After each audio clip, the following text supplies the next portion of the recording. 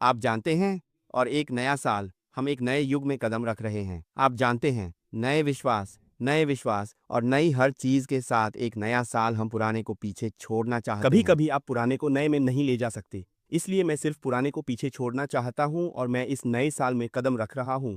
यह मैं हूं, मैं विश्वास से। आप जानते हैं, विश्वास से, क्योंकि बाइबल में भी क्या कहा गया है। यह विश्वास से था कि इब्राहिम स्थानांतरित हो गया था जहां से वह आगे बढ़ रहा था अपनी मातृभूमि से, और फिर विश्वास से आगे बढ़े। आप जानते हैं, जरा कल्पना कीजिए कि भगवान आपको बुलाते हैं और आपसे कहते हैं, यहाँ जाओ, तुम बस आज्ञा का पालन करो और जाओ। इसलिए मैं विश्वास से आगे बढ़ना चाहता हूँ। मैं आपके बारे में नहीं जानता, लेकिन मैं विश्वास से इसमें कदम रख रहा हूँ। श्री ऐश मोफारी जो देना चाहते हैं, उसके साथ ऐश के साथ जीत, हम यह सब नहीं जानते। सच तो यह है कि हम यह सब कभी नहीं जान पाएंगे, लेकिन क्या मैं उस पर विश्वास करता हूँ? मुझे विश्वास है कि जिस दिन से मैं इस कंपनी में शामिल हुआ, उस दिन से मुझे इस आदमी पर विश्वास है। क्योंकि वह वहां है, मैं अभी भी यहाँ हूँ। मैं केवल तभी हार मानूंगा जब श्री अशमो फराह अब यहाँ नहीं होंगे। उसने कहा, मेरा काम हो गया, तौलिया को फेंक दो, यह समाप्त हो गया है। तभी मैं अलग अलग चीजों के बारे में सोचना शुरू करूंगा। जब मैं शामिल हुआ तो मुझे पता था कि यह एक आईटी कंपनी मेरा भाई ओलिवर इसमें था, और मैं अभी भी इस पर विश्वास करता हूं, क्योंकि हम में से बहुत से लोग अलग मानसिकता के साथ आते हैं।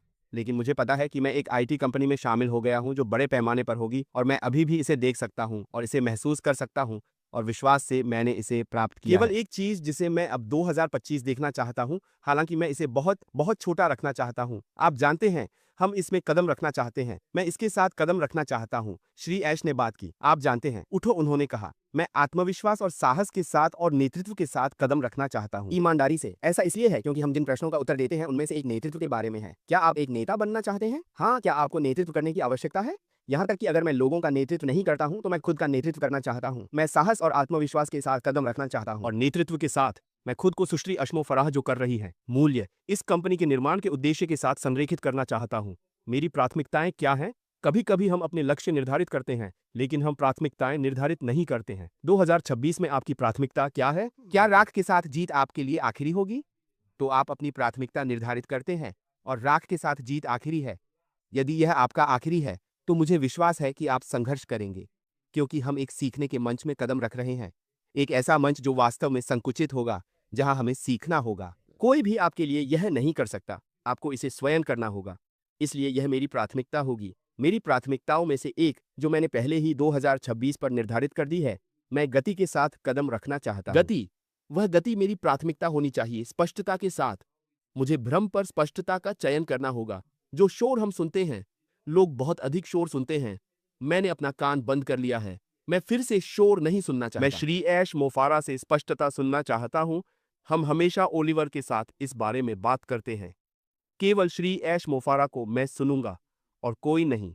जो लोगों की सुनते हैं, आप सुनते हैं। उन चीजों में से एक जो मैं हमेशा लोगों से कहता हूं, आप अंदर आओ। आपको यह पसंद नहीं है, वहां एक डिलीट बटन है, जाओ और इसे क्लिक करो, खरीदो। कारण बताओ कि आप अंदर क्यों नहीं रहना चाहते हैं। बस, लेकिन मैं स्पष्टता के साथ आना चाहता हूं। मैं फलना फूलना चाहता हूं। 2026 में फलना फूलना चाहता हूं। यही वह है जिसकी मुझे तलाश है, और ऐश के साथ जीत के माध्यम से मुझे पता है कि मैं यह करूंगा, क्योंकि मिस्टर ऐश मुफारा, उनकी चुप्पी बहुत कुछ बोलती है। जब वह शांत होता है, तभी वह चीजों को बहुत बहुत तेजी से आगे बढ़ा रहा होता और है। जब हम 2026 में आगे बढ़ेंगे तो हम इसे देखेंगे। इसलिए यदि आप उन लोगों में से एक हैं जिन्होंने कहा, मैं कुछ नहीं सुन रहा हूं, मुझे स्पष्टता चाहिए या मुझे एक रोड मैप चाहिए, तो आप बहुत बड़ी गलतियां कर रहे हैं। कोई भी कंपनी पीछे कुछ नहीं करेगी और आपको रोड मैप देगी। आप उनके लिए काम नहीं कर रहे हैं। आप शेयर धारक नहीं हैं। आप किस लिए रोड मैप करते हैं? तो आप यहाँ एक लाभार्थी के रूप में वह आपको आशीर्वाद देना चाहता है। क्या आप धन्य होने के लिए तैयार हैं? आपके लिए कोई रोड मैप नहीं है, कुछ भी नहीं है। यदि आप जो चाहते हैं वह थोड़ा नहीं पा सकते हैं, तो ऐसा ही हो, मैं इसे वहीं छोड़ दूंगा। बहुत बहुत धन्यवाद।